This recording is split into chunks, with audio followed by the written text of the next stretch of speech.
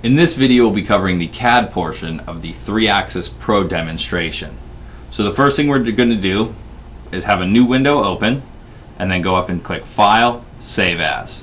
We're going to save the file as the 3X Pro example. And then go ahead and hit Save. So that's just getting us started on the new file so that if we need to come back to this, we always can. Then we're going to go over to our UCS, switch to a side view, go up to our solids and click cylinder. We're going to make a cylinder with the radius of 1 inch, a height of 6.5, and then we're going to move it over in Z minus 3.25, and then just hit OK to place it. Now we also have these drag options, so we can drag the radius longer, and then we could drag the radius shorter. So we want to bring this radius down to the end here. So we're left with a preview that shows us this. Now on this one, we're dragging it to size, but we're going to go in and change the specs that make that up before we actually hit OK. So we're going to change our radius to 1.25 and then a height of 0.5. And now we have one there, so we hit OK. And then we're going to grab this center section and actually drag it down to the other end. So I'm just going to drag it down to here, get it as close as possible for us. And then again, we want a radius of 1.25 with a height of 0.5. And then we want to make sure it's at X0, and then Z is going to be 2.75. And then we just hit OK, and it's going to place it on there for us. Now, if we cancel out of the cylinder function, we're going to see that in our solids menu on our CAD tree, we have 3 separate solids. So we want to recognize that there's 3 solids. Now we're going to right click inside our layer manager and add a new layer, and we're going to name this wireframe. And then right click on it and make it our active layer. And then we're going to go up to the arcs menu, go to coordinates. We're going to go ahead and click Control 7 inside the CAD window. We're going to create the center of our arc at Z minus 1.25 with a radius of 1.375 and then a start angle and an end angle of 0 and 360. So then we can hit OK and then cancel out, and now we have our arc. And it's on our wireframe layer, so we can turn that on and off when we need it. And then we're going to go up to Solids, Extrude Boss. We're going to go ahead and select this shape first, and then when we hit OK, we get the preview to see what the shape is going to look like before we actually create it.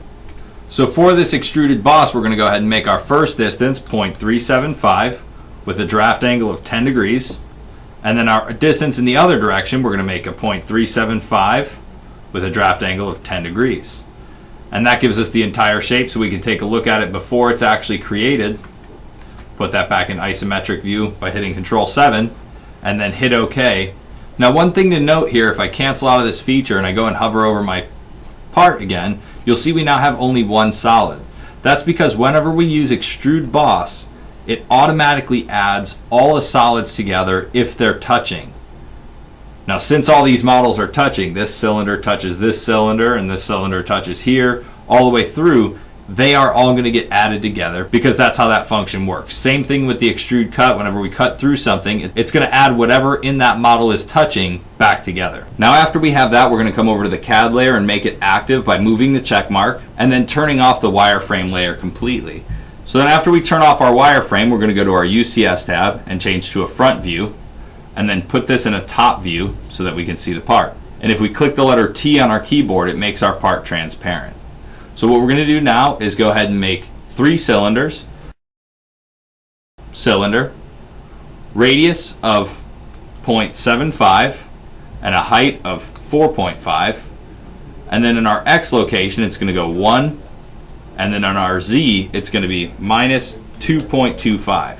And then we're just going to go ahead and update our preview by clicking into another box and then hit OK. Then we could go ahead and drag this down to a smaller shape.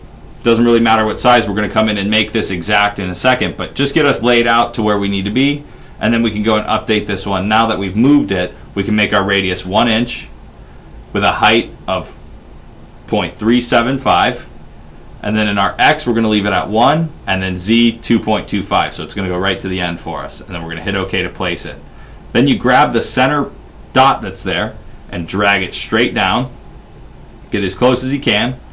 But again, we're going to come in and change this. So we're going to make it X1 Y 0, and Z 1.875, and then hit OK, and it's going to create the second one. Now when we cancel out of this function, it's going to load up the CAD tree. We'll see that we have 4 solids now. So if we click on these solids, let me turn transparent off. And when we click on these solids, it's going to light up all the solids that we have inside the work window. So now we're going to click Solids, Add. We're going to click our main body here, and then we're going to select all 3 of these at the same time. So make sure you pick these all at the same time, and then hit OK, and it's going to add everything together for us. Now we're going to go down to our UCS and change it to a top view, and we're going to create a cube. So if we go into an isometric view, if we hit Control 7, it puts us in an isometric view, and then F on the keyboard fits all. So then I can go up to Solids and Cube.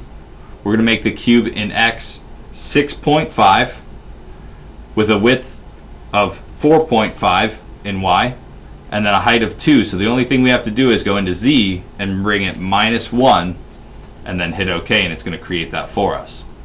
So now we go up to Solids and Subtract. We're going to select the cube that we want to keep, and then we want to select what we want to get rid of, and then just hit OK, and it's going to subtract that entire solid body from that cube. After we finish the solid subtract, we're going to cancel out, go up to Solids and Fillet. We're going to have our radius for the first 3 set to 0.25, and we're going to go ahead and select this center radius here, right down the middle of this part, and then these 2 radiuses right here. Now I can also go in, and instead of hitting OK and having 2 fillets inside of our CAD tree, right now I can go in and change this now to 3/16 and pick the rest of my fillets. So my first fillet's going to be here, and then around here, and on the other side, and then over here, at the other end, and right over here. Now instead of picking them all separately and having 2 different fillets set up, now we just did all of our fillets in one section. So we just hit OK. It's going to fillet everything all at once, and we have all our fillets set up. So then we're going to go ahead and cancel out of that feature, and inside our cam tree we'll see we have just 1 fillet now. So then we're going to go ahead and go up to Other, and then Hole. For the first hole pattern, we're going to make a grid. Our width is going to be 1.75, our height of 3.75. Our hole diameter is going to be 3/16, and then we're going to break it. The number of holes that we're going to do is going to be 3 and 2 in Y, and then under origin we're going to select center.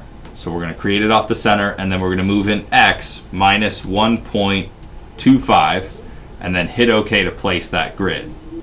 Then we're going to come back in, we're going to change our width to 0. We're going to change our number of holes to 1 in X and 2 in Y. And then in X we're going to change it to 2.375, and then hit OK to place the 4th holes right there. And then our next one, we're going to make our width 5.75 with a hole diameter of 0.375. We're going to do a number of holes in X is going to be 2, number of holes in Y is going to be also 2, and then our origin in X we're going to put at 0, and then just hit OK to create those holes. And then if we cancel out of that function, the next thing we're going to do is do an extruded cut. So then we're going to go up to Solids, Extrude Cut. We're going to hit Control 7 to turn our part into an isometric view, and then hit the letter S while in the workspace to turn the shading off. So then we'll go up to this button here. We're going to click the Pick Match Color, but we're going to click the drop down and choose Pick Match Radius. We're going to go ahead and pick the larger of the 2 holes, and with the Pick Match Radius function, it picks the first hole as that radius and then picks any radiuses that match it.